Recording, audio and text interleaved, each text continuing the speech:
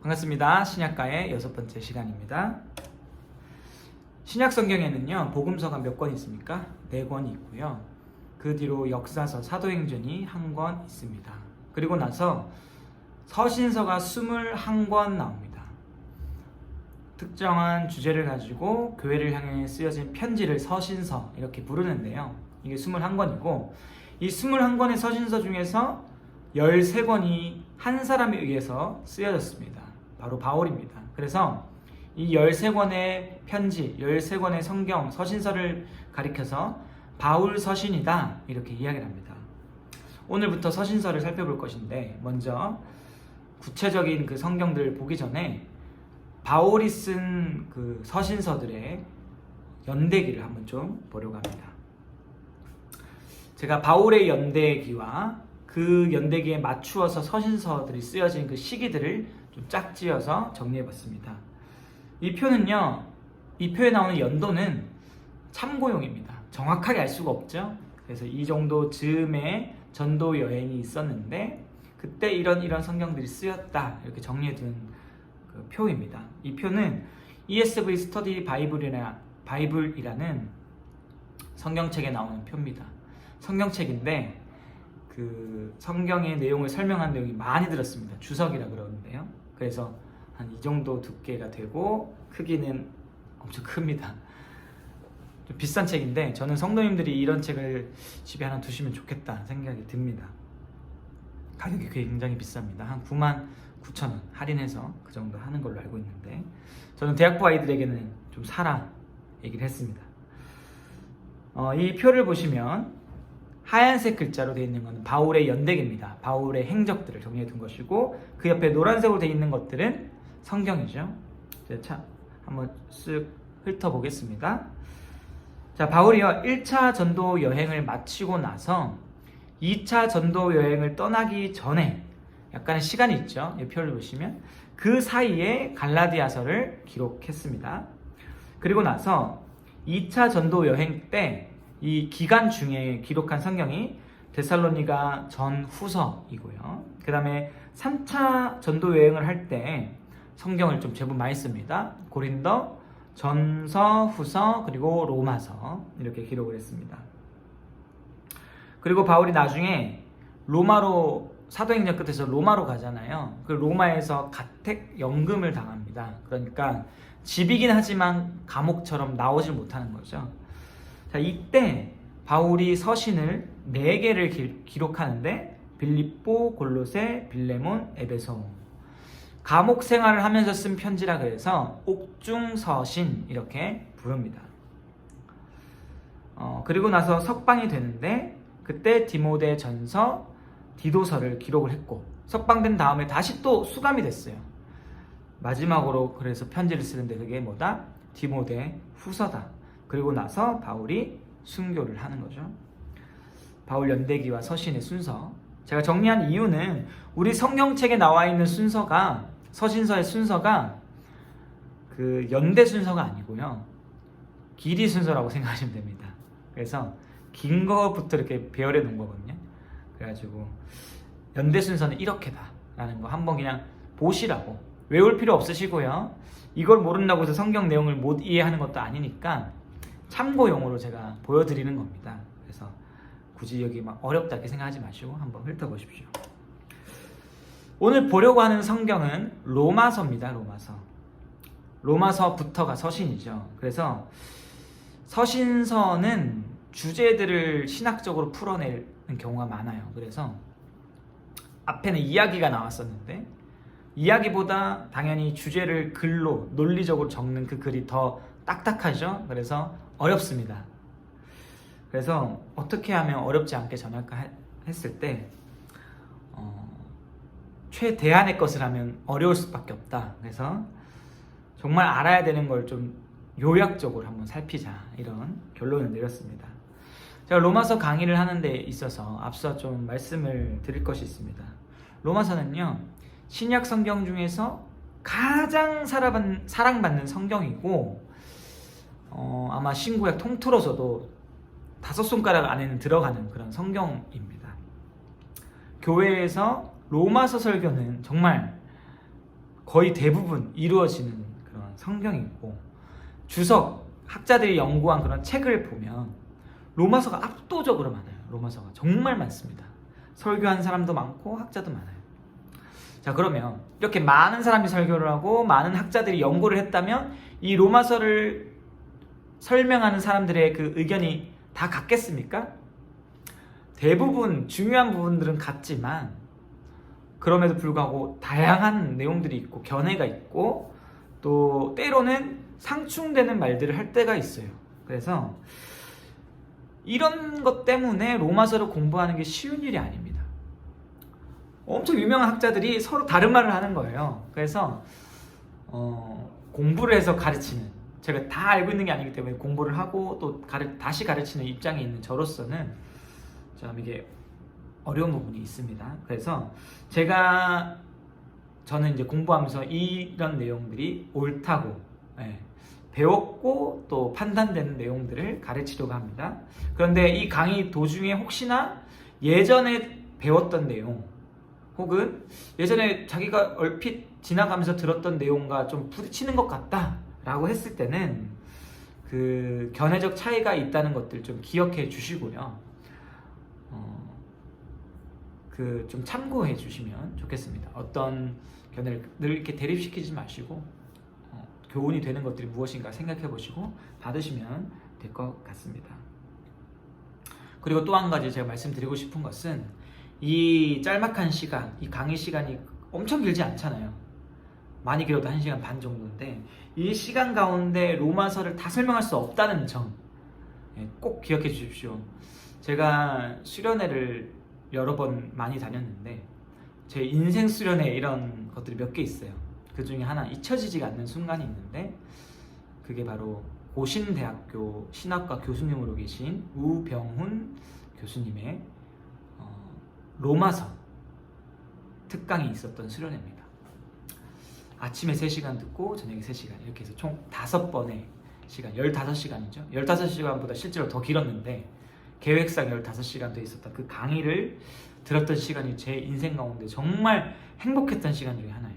그 복음의 풍성함이 막 계속 밝혀지는데 정말 그 복음을 인해 행복한 기억들 있잖아요. 제가 그걸 누렸습니다. 제가 왜 이 이야기를 하냐면 15시간 정도는 들어야 된다는 거예요, 로마서가. 나중에 또 얘기하겠지만 15시간보다 길게도 들을 수 있는 게 로마서입니다. 그래서 이 1시간 반, 1시간 남짓의 이 강의 안에 로마서를 담는 것은 진짜 불가능한 거예요. 그래서 저는 최소한의 그런 가이드 역할, 요약의 역할을 한번 해보겠다 말씀을 드리겠습니다. 맨 처음 신약과외를 하는 목적이 기억하십니까? 설교를 더 잘 듣기 위해서, 그리고 통독을 더 잘하기 위해서, 그리고 잘못된 교리가 아닌 바른 교리 위해서 성경을 이해하기 위해서, 이 3가지를 돕기 위해서 신약과외를 한다고 말씀을 드렸죠. 로마서를 보는 것도 마찬가지입니다. 그런 마음을 가지고 로마서를 따라오시면 됩니다. 세상에서요 가장 영향력이 큰 책을 하나 뽑으라면 무슨 책을 뽑겠습니까? 사람들마다 다르겠죠. 그리고 시대마다 조금씩 다를 겁니다. 그러나 전 시대를 통틀어서 가장 영향력 있는 책을 꼽으라면 딱 한 권이 나와요. 뭐냐면 성경책. 동일한 책이라고 할 때는 성경책이 제일 영향력 있는 책이고, 자, 그렇다면 성경 안에 66권의 성경이 있잖아요. 하나의 성경 안에 권이 있는데 이 66권 중에서 가장 큰 영향력을 가진 성경이 뭡니까? 단연컨대 로마서다, 이렇게 말씀을 드릴 수 있습니다. 우리 장로교의 창시자죠. 교회에서 맨날 거론되는 그 사람입니다. 존 칼빈. 칼빈은요 로마서를 향해서 이런 말을 했어요. 로마서가 성경의 출입문이다. 성경 이해의 출입문이다. 로마서를 이해해야 성경을 이해할 수 있다, 이런 얘기죠. 그리고 또 뭐라고 얘기했냐면 성경에서 가장 심오한 보물창고다, 이런 얘기도 했어요. 로마서는 많은 사람들에게 영향을 주었는데 그 수많은 사람들 중에서도 교회의 역사상 정말 중요한 인물들 몇몇들에게 영향을 끼쳤어요. 그 중에 한 명이 바로 이 그림에 나오는 어거스틴, 다른 말로 아우구스 티누스 이렇게 부르기도 하는데, 이 어거스틴이라는 사람에게 로마서가 영향을 줬습니다. 이 어거스틴이라는 사람은요 교회 역사에서 종교개혁 이전까지 제일 중요한 사람 누구냐 했을 때 단연컨대 또 이 사람입니다. 제가 오늘 단연컨대라는 말을 많이 하는데 확실합니다.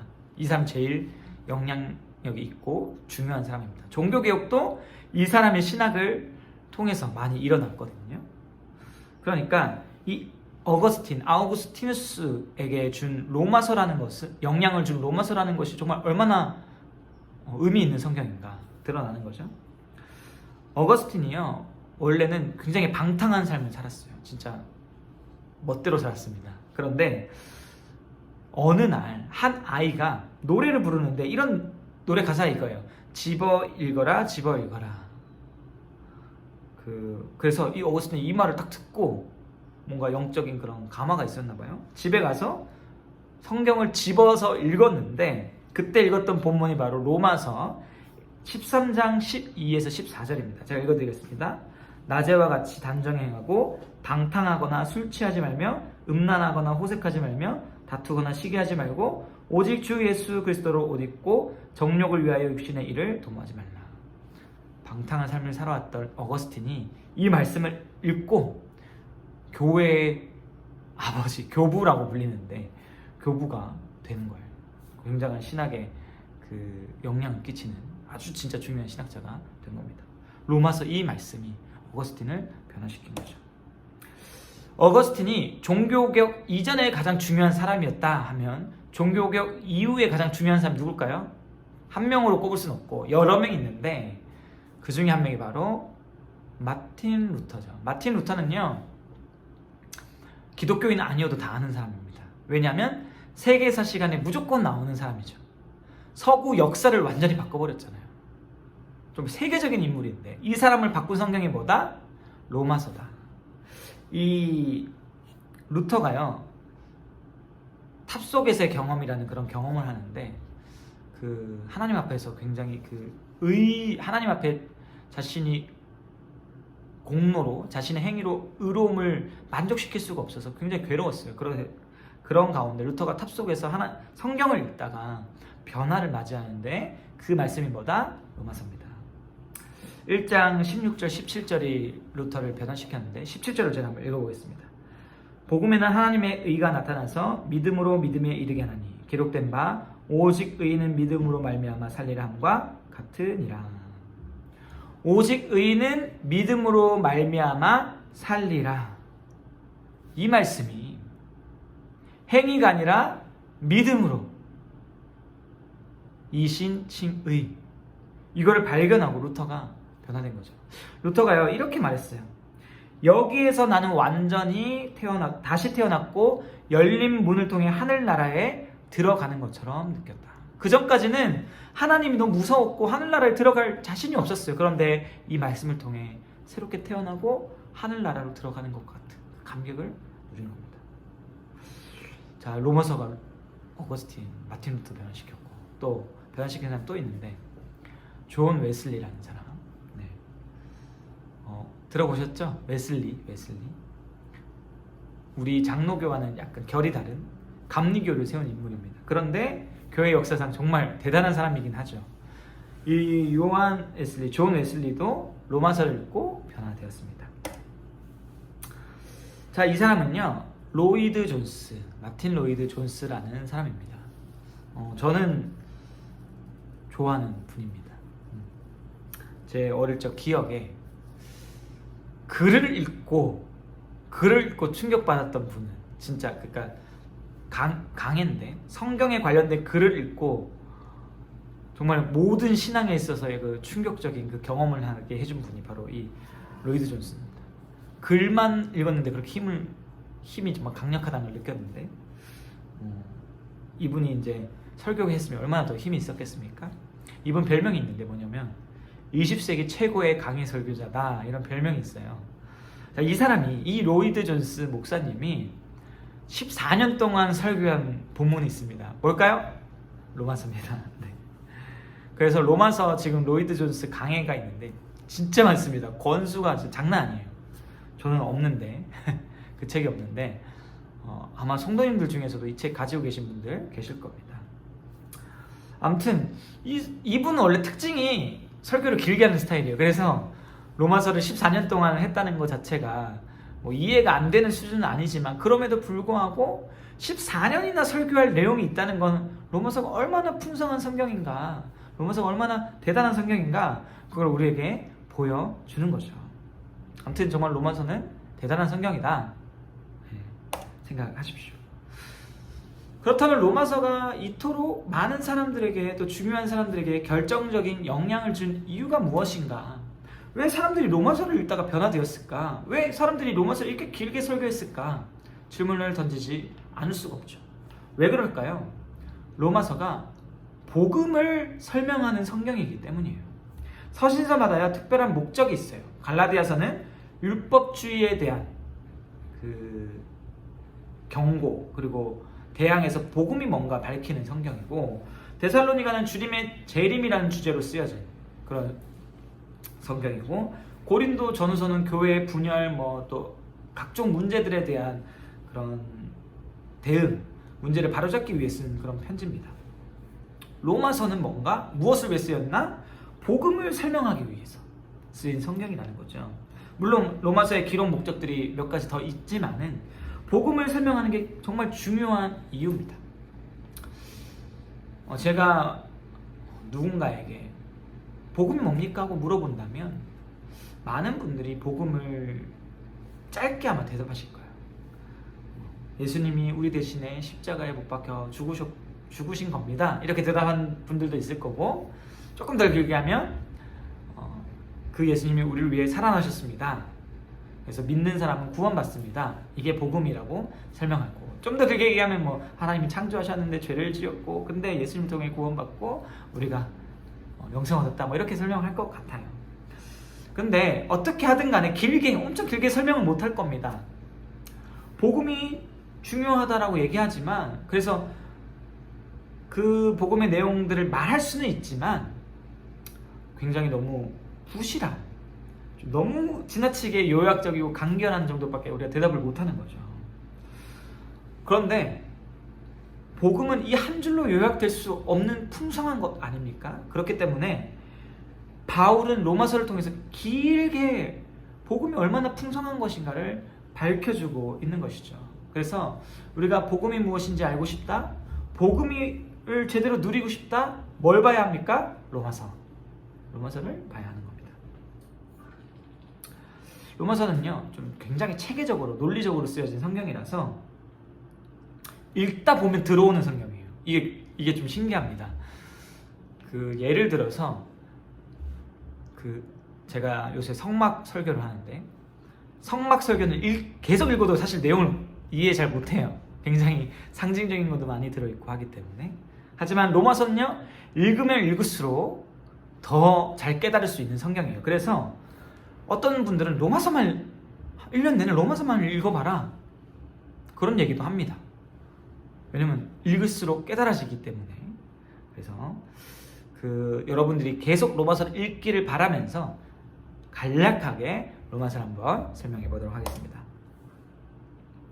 먼저 로마서의 구조입니다. 로마서의 구조는 간결하게 서론, 본론, 결론, 대부분 서신서들이 이런 구조를 가지고 있는데, 여기서 중요한 건요, 본론의 구조입니다. 본론이 어떤 내용으로 구성되어 있는가를 한번 보겠습니다. 이 구조는요, 본론 안에 있는 내용들을 정리한 것입니다. 물론 이거는 그 중에서도 가장 단순한 구조예요. 사실 많은 내용이 있기 때문에 더 세분화시킬 수 있지만 다 다룰 수 없다고 했죠. 그래서 간결하게 정리를 해보았는데, 여기 보시면 딱 들어오는 단어가 뭡니까? 구원이에요. 구원. 다 구원이라는 단어가 다 들어가 있어요. 그러니까 로마서는 구원에 관한 모든 것을 다루는 성경이다. 눈에 딱 들어오죠. 구원에 관한 책이다. 구원에 관련된 걸 말하는 성경책이 로마서다. 이게 딱 보입니다. 왜 구원받아야 되는지, 그리고 어떻게 구원받는지, 한 번 받은 구원은 영원한 것인지, 그리고 유대인이 받은 구원과 이방인이 받은 구원은 다른가? 그렇다면 우리가 받는 구원은, 뭐 이런 질문들, 구원에 대한 질문들, 그리고 마지막으로 구원받은 사람은 어떻게 살아야 하는가? 이런 내용들이 이 안에 담겨 있죠. 복음의 정수가 여기 있는 겁니다. 자, 이제는 로마서 구조, 제가 방금 보여드린 서론, 본론, 결론의 구조, 그리고 그 본론 안에 또 여러 가지 구조가 있었죠. 그 구조를 따라서 로마서를 쭉 간결하게 한번 설명해 보도록 하겠습니다. 서론에는 로마서의 핵심 주제가 나옵니다. 바로 로마서 1장 16절에서 17절입니다. 바울 당대 유대인들 그리고 이방인들이요, 기독교의 복음을요 미련한 것이라고 생각했고, 그 복음의 실체이신 예수 그리스도를 부끄러워했어요. 십자가를 비웃었어요. 미련하다. 그런데 바울이 뭐라고 얘기하냐면, 복음은 하나님의 능력이다, 이렇게 서론에서 설명합니다. 그리고 나서 복음을 설명합니다. 복음은 하나님의 능력이에요. 작은 능력이 아니에요. 모든 사람에게 구원을 주는 능력이고, 그 능력이 유대인뿐만 아니라 헬라인까지 구원할 수 있는, 그러니까 인종을 넘어서서 구할 수 있는 능력을 가진 게 뭐다? 복음이다. 온 세계의 모든 믿는 자를 구원할 수 있는 능력, 그게 바로 복음이다, 얘기를 하는 거예요. 교회가요, 최근에 코로나19로 인해서 굉장히 위축되고 있지 않습니까? 그런데 교회 안에 복음이 선포되고 있다면요, 예수 그리스도의 복음이 교회 안에 있다면 우리가 무엇을 가진 거예요? 교회가 무엇을 가진 거예요? 하나님의 능력을 소유한 거죠.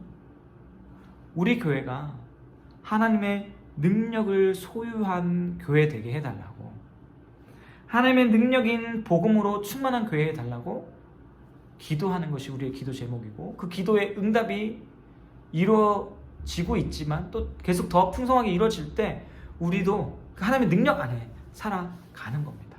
우리가 이 복음이 하나님의 능력이라는 것, 그리고 교회 안에 이 능력이 충만해야 된다는 것 좀 기억했으면 좋겠고, 여기 17절에 보면은 바울은 복음에 하나님의 의가 나타난다, 이런 말을 합니다. 그렇다면 하나님의 의가 무엇인가? 제가 로마서를 공부하면서 맨 처음 여기서부터 부딪혔는데, 하나님의 의를 학자마다 다 다르게 얘기해요. 근데 보통 한 3개 정도 정리가 되는데, 그 성경에서의 하나님의 의라는 게 하나님의 의로우신 성품을 가리킬 때도 있고, 때로는 하나님께서 자기 백성을 구원하시는 일을 향해서 하나님의 의라는 표현을 쓸 때도 있고, 또 때로는 하나님께서 예수님을 통해서 우리에게 주시는 그 의로움, 그것을 하나님의 의라고 표현할 때도 있습니다. 그래서 이 3가지 중에 하나를 선택할 필요 없이 이 3가지 모두 포함하고 있다, 이 하나님의 의라는 것이. 그렇게 생각하시면 됩니다. 복음 속에서 하나님의 의가 나타났어요. 무슨 말입니까? 복음을 듣고 우리가 하나님께서 의로운 분이라는 걸 깨닫는다는 거죠. 의로운 분이라는 게 뭡니까? 하나님은 죄와 함께 하실 수 없다. 하나님은 죄인을 심판하실 수밖에 없는 정의롭고 의로우신 분이시다. 그렇기 때문에 죄인은 심판받아야 된다. 이걸 복음을 듣고 깨닫죠. 하나님은 심판하시는 분이라는 걸. 동시에 죄에 대한 심판 앞에서 죽어야 할 우리를 하나님께서 어떻게 구원하셨는가를 복음을 통해 듣습니다. 그것도 하나님의 의라고 그랬죠. 자, 그리고 이 복음을 들을 때 또 우리는 무엇을 듣냐면, 예수님을 통해 죄인인 우리가 의인으로 어떻게 변하게 되는지, 하나님이 예수님을 통해 우리에게 어떻게 의로움을 주시는지를 듣죠. 그러니까 이 복음 안에는 하나님의 의로운 성품, 그리고 하나님 우리를 구원하시는 일, 그리고 예수님을 통해서 우리에게 주시는 의로움, 이 모든 게 다 들어가 있는 게 하나님의 의다. 이 의가 어디에 들어있다? 복음 안에 나타난다, 들어있다. 우리가 기억해야 되고, 그래서 우리가 뭘 알아야 됩니까? 복음. 복음을 듣는 것, 아는 것보다 더 중요한 게 없는 거죠. 그러면 이 복음을 자세히 설명하는 로마서의 본론으로 한번 들어가 보겠습니다. 본론 구조 아까 보여드렸는데 다시 한번 확인해 보십시오. 본론의 첫 번째 단락입니다.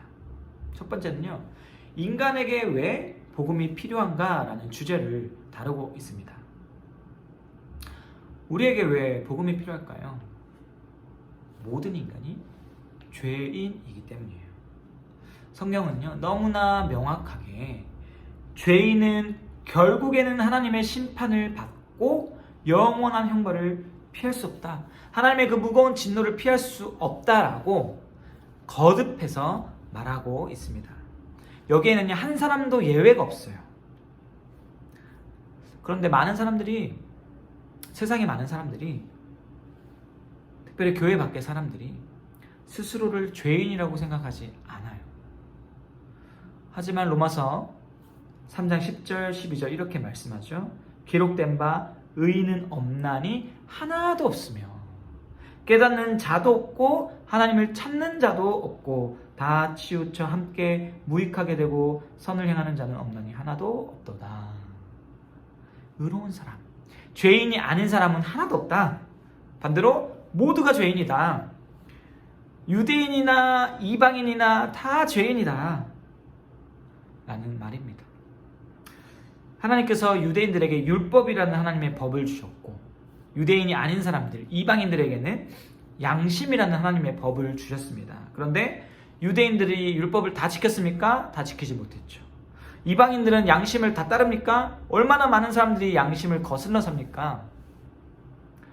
단 한 번도 양심을 거른 적이 없는 사람이 존재할까요? 없습니다. 태어나면서부터 아이들이 얼마나 못된 짓 많이 해요. 다 양심을 거슬러 살았어. 유대인들은 율법을 거슬렀고 세상 사람들은 양심을 거슬렀어. 모든 사람이 다 죄인인 것입니다. 그래서 로마서 3장 23절은요 이렇게 말을 하죠. 모든 사람이 죄를 범하였음에 하나님의 영광에 이르지 못하더니. 하나님의 심판은요 공의롭습니다. 죄인에게 반드시 벌을 내리십니다. 죽음이라는 형벌을 내리십니다. 이 세상의 판사는요 돈을 받고 벌을 감해주기도 해요. 제가 오늘 뉴스를 봤는데 송류관에서 기름을 몰래 뺀 사람이에요. 엄청나게 뺐는데 한 1억 5천 정도 금전적인 기름을 빼서 빼돌렸는데 형이 얼만큼 나왔냐면 1년. 저는 이게 잘못된 판결이라고 생각을 하는데 이 송류관 빼낸 사람이 공무원과 결탁이 돼 있어요. 근데 형벌이 1년 나왔습니다. 1년. 1억 3천만 원어치를 훔쳤는데 1년. 세상의 판결은요 공의롭지 않습니다. 그러나 하나님은요 공의로워요. 그래서 모든 사람은 다 죽어야 되는 거예요. 왜? 하나님은 공의로운 분이신데 모든 사람이 다 죄인이니까. 그러면 모든 사람에게 필요한 게 뭡니까? 구원이 필요한 거예요. 구원이. 복음이 필요한 거예요. 다 죄인이고 그래서 다 형벌을 피할 수 없는데, 진노를 피할 수가 없는데, 그렇기 때문에 복음이 필요한 거예요. 복음을 통해 구원받아야 된다는 거죠. 이걸 로마서 1장 18절에서 3장 20절의 내용이 설명하고 있다. 자, 두 번째는요 3장 21절에서 4장 25절에 죄인이 어떻게 하면 구원받을 수 있는지를 설명합니다. 이제 앞서서 복음이 왜 필요한지를 얘기했어요. 복음을 받아야 구원받을 수 있는데, 그렇다면 도대체 구체적으로 어떻게 구원받을 수 있느냐, 그것을 다룹니다. 앞서 모든 사람이 죄인이라고 했어요. 하나님의 심판을 피할 수 없어요. 영원한 죽음 피할 수가 없어요. 그래서 우리에게 구원이 필요하죠. 그렇다면 어떻게 구원받습니까? 기독교를 제외한 일반적인 종교들은요 무언가 구원에 해당되는 그 일을 받으려면 그 값어치에 상응하는 다른 행위를 해야 됩니다. 예를 들어서 여기 사진을 좀 한번 보십시오.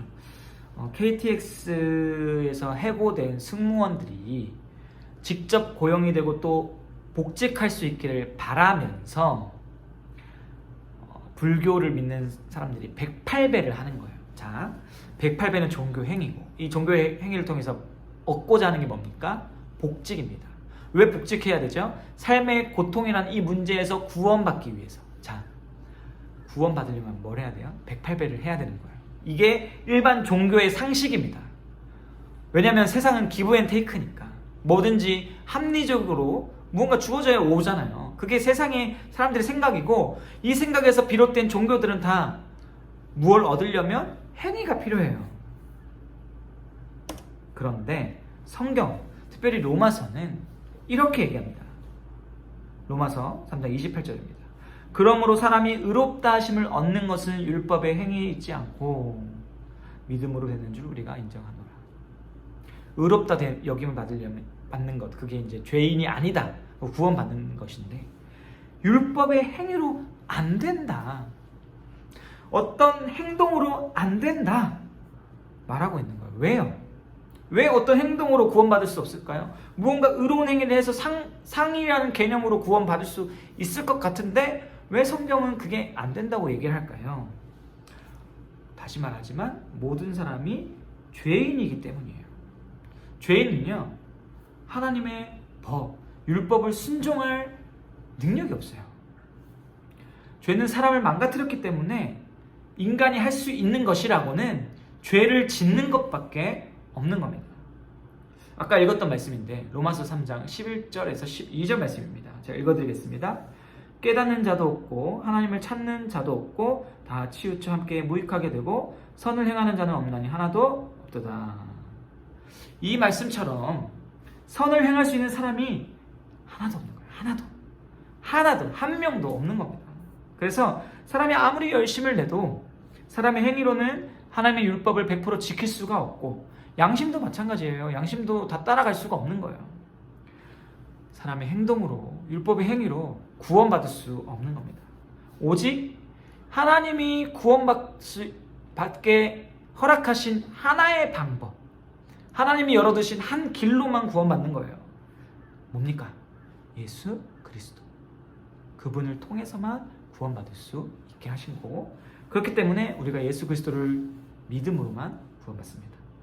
예수님께서 우리의 구원을 위한 모든 값을 지불하셨고 우리는 그분을 믿음으로 말미암아 구원받습니다. 그래서 로마서 3장 24절의 말씀처럼 우리의 행위로 구원받은 것이 아니라 값없이 하나님의 은혜로 의롭다 하심을 얻는 것이죠. 이것이 우리가 구원받을 수 있는 유일한 길인 겁니다. 은혜로 주어진 선물을 믿음으로 받는 거죠.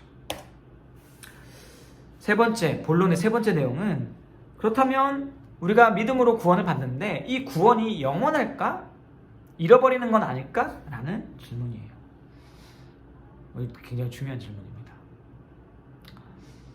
저를 포함해서 수많은 그리스도인들이 신앙생활하면서 겪게 되는 가장 곤혹스러운 순간이 언제냐면 죄를 지었을 때입니다. 우리가 예수님을 믿는다고 고백하고 주일에는 찬양도 아름답게 올려드리고 또 결심의 기도도 하는데 죄를 지을 때가 있어요.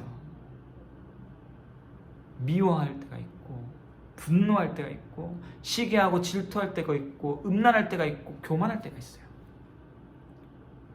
그때마다 찾아오는 질문은, 이렇게 내가 죄를 또 지었는데 내가 받은 이 구원이 취소되면 어떡하지? 내가 받은 구원 잃어버리면 어떡하지? 그런 의심과 두려움이 우리에게 밀려오는 거예요.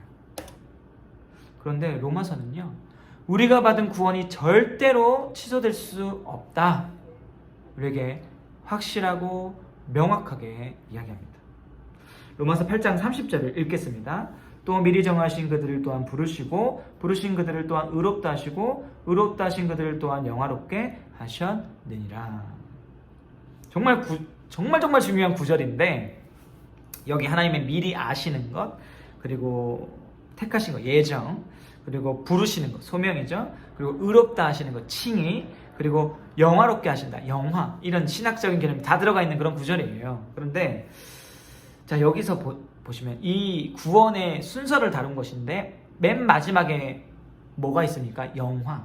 하나님께서 우리를 영화롭게 하신다, 이렇게 이 일을 위해서, 영화롭게 하기 위해서 우리를 또 구원하시는 건데, 그런데 우리가 지금 영화롭습니까?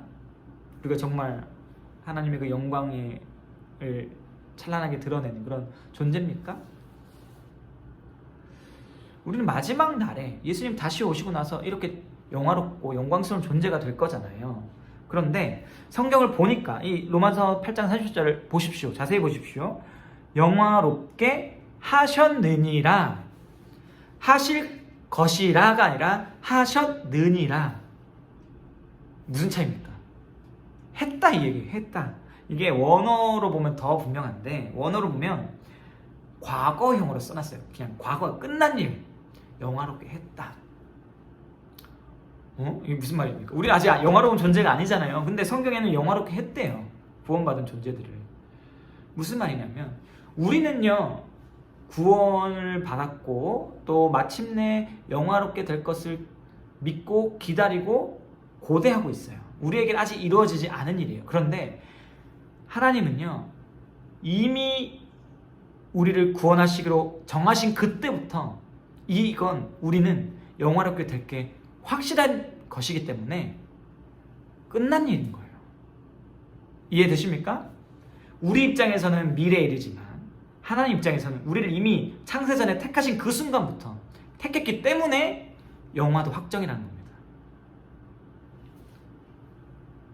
그러면 택한 사람이 구원을 잃어버릴 수 있습니까? 없습니까? 없는 거죠. 왜냐면 택한 존재가 하나님 택한 받은 백성은 반드시 영화롭게 될 것이기 때문에 중간에 탈락할 수가 없는 겁니다. 이해되십니까?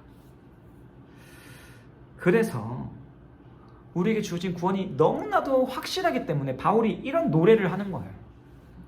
8장 38절 39절인데 내가 확신하노니 사망이나 생명이나 천사들이나 권세자들이나 현재일이나 장래일이나 능력이나 높음이나 깊음이나 다른 어떤 피조물이라도 우리를 우리 주 그리스도 예수 안에 있는 하나님의 사랑에서 끊을 수 없으리라. 우리가 받은 구원이 얼마나 확실한가, 이 확실함이 얼마나 아름다운 사실인가를 노래하는 그런 구절입니다. 세상 사람들이 얼마나 안절부절하면서 살아갑니까? 미래에 대한 두려움, 그 두려움 가운데 괴로워하잖아요. 그래서 이 괴로움을 좀 없애보려고 종교를 찾죠. 근데 이 종교가 참된 확신을 줍니까? 행위로 구원을 얻는 종교들은요 확신을 줘요. 예를 들어 108배를 하고 나면 어떤 마음이 찾아오냐면 내가 뭔가를 했으니까 마음의 안심이 찾아옵니다. 맞죠? 안심이 찾아와요. 108배라는 그 어려운 일도 해냈으니까 이런 어려운 일을 한 나에게 무언가 주어질 것 같은 그 평안함, 확신들이 찾아오죠. 그런데 언제 이 확신이 깨지냐면 108배보다 더 어려운 걸 한 사람을 만났을 때, 예를 들어 108배를 10번 한 사람을 만났을 때, 나는 108배밖에 안 했는데, 한 번밖에 안 했는데 10번을 했어? 내 구원이 혹시 부족한 거 아닌가? 내 열정이 부족한 거 아닌가? 뭐예요? 종교 안에서 확신을 가질 수가 없는 거예요. 구원의 확신에 대한. 행위로부터 구원을 받으면 절대로 확신할 수 없어요. 왜냐하면 무조건 나보다 더 나은 사람이 존재하기 때문에. 그러나 우리에게 주어진 구원은요 흔들릴 필요가 없습니다. 흔들리지 않습니다. 그 어떤 것도 우리를 흔들 수가 없는 거예요. 심지어 병에 걸릴지라 할지라도 우리가 받은 그 구원의 확신을 흔들 수가 없는 거예요. 사망이나 생명이나 천사들이나 권세자들이나 현재일이나 장래일이나 능력이나 높음이나 깊음이나 어떤 피조물이라도 우리 주 예수 그리스도 안에 있는 하나님의 사랑에서 끊을 수가 없는 겁니다. 이게 우리가 받은 구원이에요. 흔들림이 없는 구원입니다. 구원은 취소되지가 않습니다. 그렇다면 왜 취소되지 않을까요? 세 가지 근거가 있는데 첫 번째는 이겁니다. 로마서 5장 8절 말씀입니다. 우리가 아직 죄인 되었을 때 그리스도께서 우리를 위하여 죽으심으로 하나님께서 우리에 대한 자기의 사랑을 확증하셨느니라. 하나님께서 우리를 사랑하셔서 예수님을 보내주셨어요. 그러면 언제 하나님이 우리를 사랑하셨는가를 봐야 됩니다. 언제 사랑했습니까? 우리가 아직 죄인 되었을 때. 아까 로마서 8장 마지막이 뭡니까? 하나님의 사랑에서 끊을 수 없다고 했는데 그 끊을 수 없는 사랑이 언제 시작됐다? 우리가 죄인 되었을 때. 죄인이었을 때 이미 우리를 사랑하셔서 예수님을 보내셨잖아요. 근데 우리 죄 때문에 우리를 버리실 수 있는 겁니까? 그런 사랑이면 애초에 시작을 하지 않죠. 하나님의 사랑은 그럼에도 불구하고 우리를 택한 사랑이기 때문에, 죄인임에도 불구하고 우리를 택하셔서 구원하신 사랑이기 때문에 우리의 죄의 여부와 관계없이 하나님의 사랑은 멈추지 않는 겁니다. 우리가 죄를 짓는다 안 짓는다 이거는 구원의 여부와 관계가 없는 겁니다. 구원의 근거가 아니라는 거예요. 물론 구원받은 사람은 계속 죄를 짓지 않죠. 이거는 확실히 아셔야 됩니다. 그러나 죄 지었다고 해도 구원에서 이탈된다 이건 아니라는 거예요. 자, 또 다른 근거, 구원이 취소되지 않는 또 다른 이유는요, 예수님 때문이에요. 로마서 5장 15절입니다. 그러나 이 은사는 그 범죄와 같이 아니하니 곧 한 사람의 범죄를 인하여 많은 사람이 죽었은즉 더욱 하나님의 은혜와 또한 한 사람 예수 그리스도의 은혜로 말미암은 선물은 많은 사람에게 넘쳤느니라. 여기서 이 한 사람, 맨 처음에 나오는 한 사람은요, 모든 사람을 범죄에 이르게 한 사람이잖아요. 이 사람 누굽니까? 아담이에요. 모든 사람이 아담으로부터 나왔기 때문에, 아담에게 속했기 때문에 아담 이후에 모든 사람이 죄인입니다. 그런데 예수님을 믿는 사람은 예수님께 속하기 때문에 예수님이 의로우신 분이고, 그렇기 때문에 예수님과 연합한 우리도 의로움이에요. 예수님이 의로우시다는 사실이 변하지 않기 때문에 예수님과 연합한 우리도 구원받은 그 사실이 변함이 없는 겁니다. 나아가서 예수님은요, 승리하셨어요. 죽음을 이기셨어요. 그렇기 때문에 예수님과 연합한 우리도 죽음을 이길 수 있고, 죄의 세력에서 해방된 것이고, 율법의 영향으로부터 벗어나는 겁니다. 예수님과 연합했기 때문에 우리가 받은 구원은 확실하다. 자, 그리고 또 마지막으로 우리의 구원이 취소될 수 없는 이유는 성령님이 우리 안에 계시기 때문이에요. 8장 26절입니다. 이와 같이 성령도 우리의 연약함을 도우시나니 우리는 마땅히 기도할 바를 알지 못하나 오직 성령이 말할 수 없는 탄식으로 우리를 위하여 친히 간구하시느니라. 우리의 연약함을 성령님이 아시고, 우리가 죄를 짓고 넘어지고 실패하는 이 연약함을 성령님이 아시고, 비록 우리가 죄에 걸려 넘어지지만 다시 그리스도의 복음 앞에 서게 하시고, 그 복음을 듣고 회개하게 하시고 돌이키게 하셔서 그렇게 하나님의 자녀로 살아가게 하시는 거예요. 성령께서 성화시켜 나가시는 거예요. 거룩하게 하시는 거예요.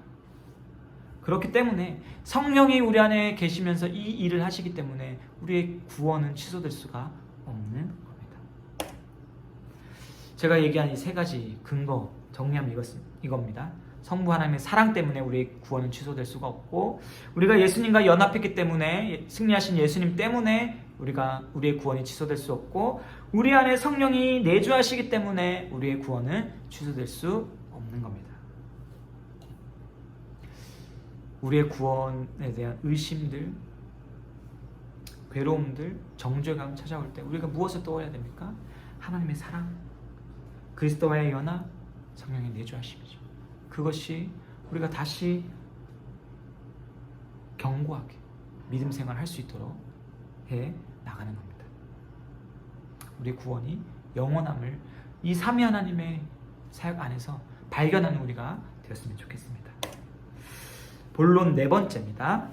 유대인의 구원과 이방인의 구원은 어떤 관계가 있을까? 도대체 무엇 때문에 유대인이 구원받지 않고 이방인이 구원받았을까? 이런 내용입니다.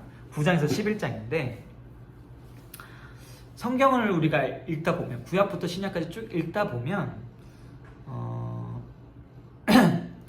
우리를 좀 어렵게 만드는 것이 있는데, 그게 뭐냐면 구약과 신약의 불연속성이에요. 이어지지 않는 것처럼 보이는 그런 모습 때문에 우리가 때로는 곤혹스러워집니다. 구약은 쉽게 보면 이스라엘 백성들의 이야기 같고, 신약은 교회의 이야기 같아요. 예수님으로부터 시작한. 그래서 다른 이야기 같아요. 그래서 구약은 보지 말라, 필요 없다라고 얘기하는 사람들도 있지 않습니까? 구약을 이스라엘 이야기라고만 생각하니까 그런 거죠. 그런데 이런 관점에서, 연속성이 없다는 관점에서 이 성경을, 그 구원을 바라보면 유대인들은 이제 완전히 이게 끝난 건가 보다, 그래서 이제는 이방인만 구원받나 보다, 이런 오해들도 생길 수가 있는 겁니다. 특별히 이 로마서가 쓰이던 당시에는 이런 오해들이 발생할 확률이 굉장히 컸어요. 뭔가 진짜 계속 이방인들 가운데서만 교회가 생기니까. 그래서 바울이 이 문제를 좀 다루고 있는 겁니다. 어떻게 도대체 이방인들이 구원받고 있는가? 유대인들은 지금 구원받지 못하는 것처럼 보이고 이방인들 가운데만 구원받는 사람들이 생기는 이 현상을 어떻게 이해해야 되는가? 설명을 하는 겁니다. 굉장히 중요한 문제였기 때문에 9장에서 11장에 걸쳐서 이걸 다루는데 이걸 좀 한번 설명해 보겠습니다. 유대인들이 예수님을 거절했잖아요. 복음이신 예수 그리스도, 하나님께서 베푸신 구원의 길이신 예수님을 거절한 겁니다. 왜 예수님을 거절했을까요? 로마서 11장 25절에 이런 표현이 나오는데 신비. 이 신비라는 신비를 유대인들이 몰랐기 때문에 예수님을 거절한 거예요. 자, 신비라는 단어는요, 입을 다물다 라는 그 단어에서 유래된 겁니다. 그러니까 사람이 언제 입을 다무냐면 도저히 사람으로서는 이해할 수 없는 것을 마주했을 때 할 말이 없게 돼서 입을 다물거든요. 그게 신비다라는 겁니다. 그러니까 이 로마서 11장에서 말하는 신비는 하나님이 베푸시는 구원을 말하는 것이거든요. 하나님이 베푸시는 구원은요, 신비라는 거예요. 사람으로서 이해할 수가 없어서 우리가 할 말이 없다는 거예요. 그런데 사람들은 뭐든지 이해할 수 없는 것을 최대한 이해해 보려고 하잖아요. 그게 사람의 본성입니다. 그래서 신비를 사라지게 만드는 것, 신비의 영역을 없애고 싶어 하는 것, 그게 지금 과학이 계속 나아가는 그 걸음이고 인간의 본성인 것입니다. 근데 이게 이런 본성이 신앙의 영역으로도 들어오는 거예요. 그래서 하나님이 구원하시는 일은요, 신비거든요. 사람으로서는 이해할 수가 없는데 이해할 수 있는 것으로 바꾸려고 한 거예요. 그러니까 예를 들어 예수님이 하나님이신데 인간이 되셨다. 이거 신비잖아요. 하나님이 어떻게 인간이 됩니까? 이건 신비로운 일인데 이 신비를 이해하려고 했던 사람들이 어떻게 했냐면 하나님이 인간이 된 게 아니라 그냥 인간의 모습처럼 보였다라고 설명하기 시작하는 거예요. 그게 이단이죠. 또 다른 이단은 아니다. 예수님은 인간인데 굉장히 좀 탁월한 인간이었다. 이렇게 보는 거예요. 인간 이해 안으로 집어넣으려고 하니까 신비를. 이러면 구원 못 받잖아요. 이런 생각을 가지면. 근데 유대인들도 구원을 이런 식으로 이해한 겁니다. 하나님이 자신들을 구원하시는 이유가 구약 이스라엘 백성들을 택하신 그 이유, 그리고 자신을 구원하게 하는 그 이유를 하나님의 택하심과 선택이라는 그 예정의 그 신비에 두지 않고 무언가 자신의 행위에 근거하도록 만들어버린 거예요. 그게 뭡니까? 율법주의잖아요. 율법주의. 자신들이 율법을 열심히 지키면 하나님이 그걸 보고 의롭다 여겨주셔서 우리를 구원해 주신다. 그렇게 생각하니까 예수님이 필요 없잖아요. 자기들이 열심히 하면 되는데. 근데 예수님이 와서 내가 아니면 내가 길이고 생명이다 얘기하니까 필요도 없는데 와가지고 나 아니면 안 된다고 얘기하니까 예수님을 탐탁하게 여기겠습니까? 십자가에 못 박아 죽여버리는 거죠. 유대인들이 이 합리적인 신비를 합리적으로 끌어내려다 보니까 이해하려다 보니까 예수님을 거절하고 그렇기 때문에 복음을 받아들이지 못하게 된 거예요. 이 반대급부로 하나님께서 이제 유대인들이 복음을 거절하니까 이방인들을 택했어요. 그런데 이방인들도 착각할 수 있는 거죠. 뭐냐면 야, 유대인들이 부족한 종족이라서 구원 못 받나 보다. 우리 이 당시 유대인들은 헬라인들 아닙니까? 유대인들보다는 그래도 좀 우위에 있는 국가적으로나 우리가 더 탁월해서 구원받는 거 아니야? 이런 오해가 생길 수 있는 거죠. 근데 바울이 얘기하는 건 이방인이든 너희든 유대인이든 이방인 너희든 언제든 버림받을 수 있다. 왜냐면 그러니까 이 버림받는 건 구원받은 사람이 갑자기 버림받는 게 아니라 나중에는 이방인 너희들도 이 구원받은 사람이 안 나올 수도 있다. 이런 얘기입니다. 이건 그냥 신비다. 너희가 잘나서 구원받는 것도 아니고 너희가 의로운 행위를 해서 구원받는 것도 아니다. 그냥 신비다라는 걸 설명하는 거예요. 우리를 생각해봐도 그렇잖아요. 우리가 무슨 구원받을 만한 어떤 좋은 일을 해서 구원받았습니까? 저는 지금 목사인데 제가 뭐 대단한 일을 해서 목사가 됐습니까? 저는요 진짜 뭐 간증을 여기서 할 수는 없지만 죄인 중에 괴수거든요. 우리 중에 누가 구원받을 만한 자격이 있었겠어요? 근데도 구원받았잖아요. 근데도 우리가 지금 여기서 하나님 말씀 배우기를 소망하고 있잖아요. 이건 구원하시지 않았으면 이런 소망이 어떻게 생겨요? 그 신비인 거예요. 놀라운 신비인 거예요. 그래서 바울은요 이렇게 표현하는 거예요. 깊도다 하나님의 지혜와 지식의 풍성하며 그의 판단은 헤아리지 못할 것이며 그의 길은 찾지 못할 것이로다. 하나님의 구원은 헤아릴 수 없는 거예요. 너무 깊고 풍성하기 때문에. 제가 지금 바다 사진을 여기 넣어놨는데 사람이 바다의 모든 것을 알 수 있습니까? 모든 지형의 모습, 그 모든 물의 그 빛깔, 바다의 그 온도 알 수가 있나요? 한 사람이 알 수가 없죠. 그냥 깊은 바다는 여전히 신비해요. 우리는 하나님의 구원을 신비로 남겨두어야 돼요. 구원의 이유를 우리 안에서 찾으면 안 돼요. 설명이 안 돼요. 우리가 왜 구원받았나 설명이 안 돼. 하나님께만 그 이유가 있기 때문에. 유대인이 구약 때 하나님의 백성으로 부름받은 것도 신비고, 신약 시대에 와서 유대인들이 많이 부름받지 못하고 이방인이 부름받아서 교회 안에 있는 것 신비고, 그리고 우리가 지금 이 한국 땅에서 마산에서 마산 성막교회로 부름받아서 예배하고 말씀을 배울 수 있는 것, 이게 신비인 거예요. 신비. 하나님의 뜻이 그러했기 때문에, 하나님이 그걸 원하셨기 때문에 구원받은 겁니다. 유대인들이 이 로마서를 받는 당시에 유대인들은 버림받은 것처럼 보였어요. 그러나 유대인 가운데도 여전히 그때 당시에도 부름받은 사람이 있죠. 구원받은 사람이 있습니다. 그리고 이방인들이 계속 하나님의 백성으로 살 것처럼 보이지만 지금 터키 땅은 이슬람이잖아요. 로마 중세 종교개혁이 있던 유럽들 교회가 거의 없잖아요. 신비해요. 신비. 유럽의 백인들이 탁월한 인종이어서 구원받은 건 아니고, 흑인은 열등해서 구원 못 받은 것도 아니고, 신비라는 것. 그러니까 복음은 인종을 넘어서는 것이고, 늘 하나님이 원하시면 부름받는 것이고 구원받는 것이고, 그 사람이 진짜 이스라엘의 백성이고 새로운 이스라엘이고 아브라함의 후손인 것입니다. 하나님의 구원은 언제나 신비로운 것입니다. 이제 본론의 마지막 주제로 넘어가겠습니다. 12장 1절에서 15장 13절까지예요. 자, 12장 1절부터 이제 본론 5번째 내용이 시작하는데, 어떤 단어로 시작하냐면 그러므로. 이게 뭡니까? 앞에 내용과 뒤에 내용이 이제 연결된다, 이런 내용인데, 그러나 또 동시에 앞에 내용과 똑같은 얘기를 하는 건 아니다라는 느낌이 오시죠. 그러므로 이제 이렇으니까 너희는 이제 이렇게 하면 되겠다, 이런 의미로 그러므로라는 말 많이 쓰지 않습니까?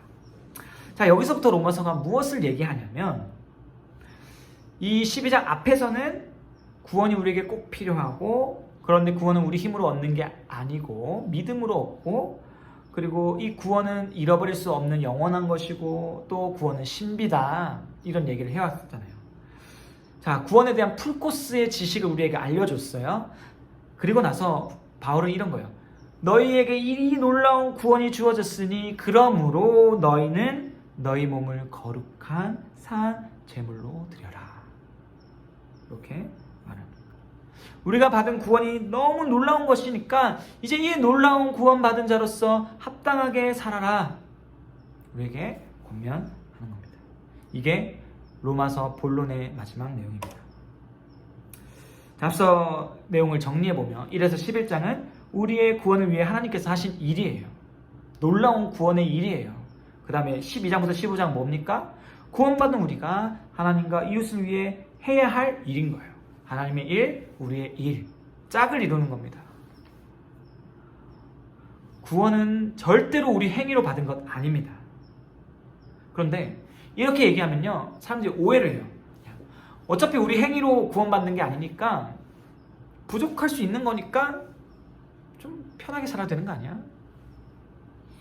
내가 좀 약해도, 말씀 잘 못 지켜도 내 마음대로 살아도 되는 것 아니야?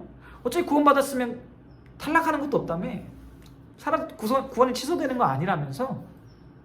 그런데요, 로마서는 우리 힘으로 구원받는 게 아니다라고 말하고 나서, 하나님 때문에 구원받은 거라고 말하고 나서, 그런데 이 구원을 받은 게 맞다면 이렇게 살 수밖에 없다 라고 얘기를 한 거예요.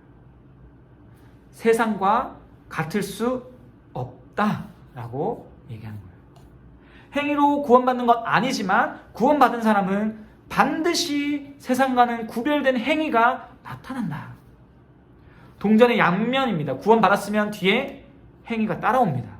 행위 때문에 구원받은 건 아니지만 구원받으면 행위가 반드시 있습니다. 그러면 이 구원받은 자의 합당한 행위, 합당한 삶이란 무엇인가? 간단하게, 정말 간단하게 한번 다뤄보겠습니다. 가장 먼저 바울은 구원받은 신자의 삶 전체를 아울러서 이렇게 말합니다. 우리의 몸과 마음 전부를 사용해서 우리 삶 전부를 하나님을 향한 산 제물로 드려라. 그러니까 우리 삶 자체를 하나님을 향한 예배가 되게 해라. 그렇게 말을 하죠. 주일 하루 예배하는 그게 우리의 예배의 전부가 아니라 우리의 삶, 우리의 마음 모든 것이 하나님을 향한 사랑의 고백이 되고 하나님을 위한 일이 되고 하나님을 위한 섬김이 되게 하라는 것입니다. 곧 우리가 살아가는 그 모든 순간이 하나님을 향하게 해야 되는 것이죠. 내가 이 세상에서 살기 위해서 이 삶을 더 윤택하게 만들기 위해서 하나님을 믿는 게 아니라 복음이 우리에게 필요한 것이 아니라 우리 삶의 모든 목적이 우리의 삶이 하나님을 향해야 된다는 거예요. 삶이 하나님을 위한 우리 삶이 되어야 한다는 것입니다. 이게 구원받은 성도의 대전제예요.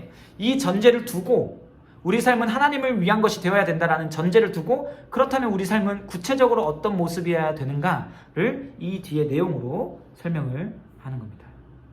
그렇다면 구체적 내용이 무엇입니까? 먼저는요, 구원받은 성도는 자신이 받은 은사를 가지고 교회를 섬겨야 됩니다. 여기 보면 은사가 각각 다르니 이런 은사들로 해라, 섬겨라 라고 얘기를 하고 있잖아요. 구원받은 성도는요, 다른 말로 성경의 표현을 하면 그리스도의 몸된 교회의 지체다라는 표현을 쓰죠. 그러니까 우리는 신체의 각각 일부인 거예요. 손은 손의 역할이 있고 발은 발의 역할이 있습니다. 만약 우리가 구원을 받았다면, 그래서 우리가 진짜 그리스도의 몸된 교회의 지체가 되었다면 우리의 모든 행동이 손가락만을 위한 행동을 하겠습니까? 아니죠. 제가 지금 손을 가지고 뭘 집어먹었어요. 손이 누구를 위해 행동한 겁니까? 집어먹는 행동은 손을 위한 행동이지만 동시에 몸 전체를 위한 행동 아닙니까? 그러니까 우리가 구원받은 신자라면 반드시 우리에게 주어진 그런 역할, 그 역할을 위해 주어진 은사들이 있고 이 은사를 통해서 나를 세우는 게 아니라 교회를 건강하게 해야 된다. 그게 구원받은 자의 삶이다라는 겁니다. 또한 그리스도의 몸된 교회의 지체가 되었기 때문에 성도들은 서로를 존중하고 존경하고 사랑해야 돼요. 근데 손과 발이 서로를 존중하지 않으면 어떻게 되겠습니까? 구원받은 자는 전체 이 예수 그리스도의 몸된 교회의 지체인데 이 지체로서 서로를 존중하지 않으면 몸이 건강할 수 없고 그건 그리스도를 위해 사는 것이 아니고 성도의 삶이 아닌 것이죠. 그런데 실제로 교회 안에는 손과 발이 서로를 깔봐요. 무시해요. 근데 우리가 진짜 그리스도인이 맞다면 그럴 이유가 뭡니까 도대체? 그렇게 해서는 안 되는 거죠. 제 첫째 아들이 하민인데 하민이는 동화를 듣는 걸 좋아하는데 하민이가 듣는 동화 중에 이런 동화가 있어요. 몸이 죄송합니다. 아이 그 동화에 나오는 표현을 그대로 쓰겠습니다. 똥구멍을 싫어해요. 몸이. 왜냐하면 똥구멍이 자꾸 더러운 똥을 자꾸 내보내고 빵구를 계속 끼고 이러니까 야 저거 좀 없었으면 좋겠어 이런 동화가 있어요. 근데 여러분 항문이 없으면 어떻게 됩니까? 항문이 막혀있는 병이 있잖아요. 그 병 걸리면 죽습니다. 걸리는 게 아니죠. 태어날 때부터 이제 그런 질병 가지고 태어나는 겁니다. 항문이 없으면 사람은 죽어요. 몸에 필요 없는 게 없다는 겁니다. 성도는요 서로를 존중해야만 삽니다. 아시겠습니까? 그게 성도예요. 존중하지 않고서는 살 수가 없어요. 왜냐면 발이 죽으면 손은 제대로 일을 못 하잖아요. 몸이 움직이지 못하면 어떻게 다른 가서 일을 해서 먹고 삽니까? 같은 개념이에요. 그렇기 때문에 우리는 형제를 한 몸으로서 대하고 존중하는 것. 그게 성도의 삶이다. 동시에 악을 악으로 갚지 않아야 합니다. 악을 악으로 갚지 않는다. 이것은요, 다윗과 예수님을 떠올리면 이해하기 쉬워요. 다윗이 원수를 잘 안 갚아요. 다윗의 대표적인 원수가 누굽니까? 사울이죠. 그런데 사울을 죽일 수 있는 기회가 2번이나 있었는데 다윗이 그때 다 죽이지 않습니다. 왜? 원수 갚는 건 자기 일이 아니기 때문에. 악을 악으로 갚지 않는 거죠. 예수님도 십자가에 달리셔서 어떻게 기도하십니까? 아버지요, 저들이 자신의 죄를 모릅니다. 용서해 주십시오. 저 사람들이 자기를 못 박았는데 예수님은 그들을 용서해달라고 기도하시죠. 악을 악으로 갚지 않는 거예요. 이제 우리가 진짜 예수님의 몸된 교회 지체라면, 우리가 정말 예수님을 믿어 그분과 연합된 성도라면 우리도 악을 악으로 갚지 않아야 된다. 쉽지 않지만 악을 악으로 갚지 않는 것이야말로 이 세대를 본받지 않는 것이고 구별되는 것이죠. 또한 구원받은 성도는요, 권세에 복종해야 합니다. 복종. 이 세대는요, 권세를 거스르는 것을 좋아해요. 왜? 권위를 부정하는 것은 기본적으로 탑재되어 있는 본성입니다. 왜냐하면 권세의 근원이 하나님이기 때문에. 죄는 늘 하나님을 거스르는 것이잖아요. 하나님의 권위를 무시하는 게 죄잖아요. 내 스스로 권위자라고 살고 싶은 것, 그게 죄이기 때문에 죄인인 사람은 권위를 무시하고 싶어하는 게 본성인 거죠. 그래서 사람들이 모이기만 하면 대통령 욕하는 거잖아요. 저도 뭐 이 죄에서 자유롭지 않지만, 그러나 성경의 경고를 우리가 들어야 됩니다. 뭐라고 경고합니까? 권세는 다 하나님께서 정하신 것이다. 권세를 거스르는 자는 하나님의 명을 거스르는 것이다. 하나님을 거스르는 게 뭡니까? 제일 심각한 죄잖아요.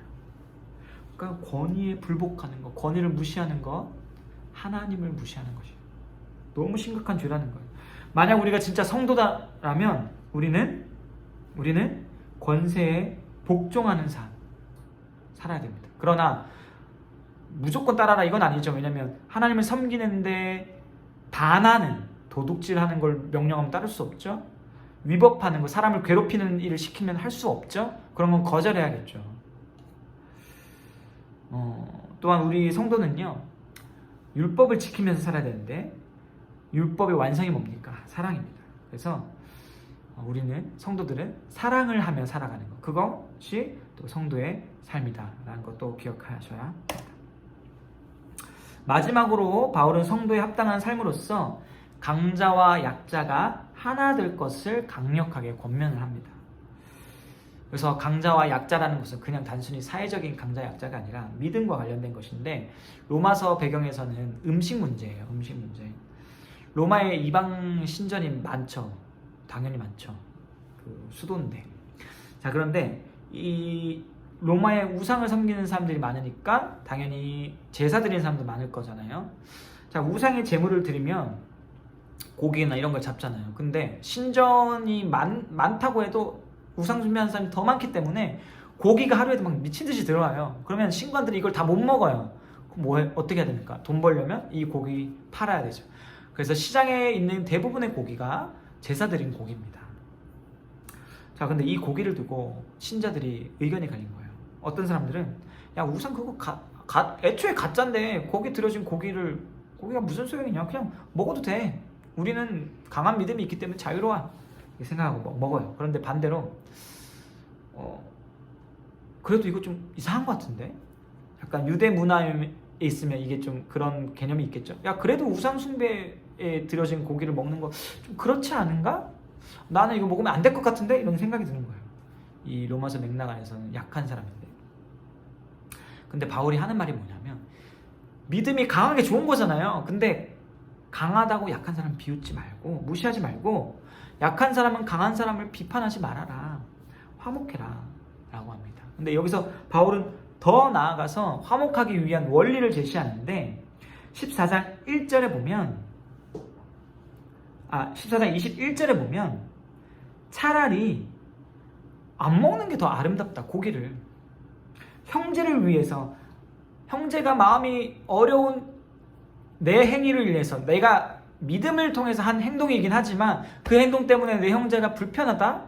그러면 형제를 사랑하는 마음 때문에 그걸 그냥 포기하는 게 더 아름답지 않냐라고 얘기를 하는 겁니다.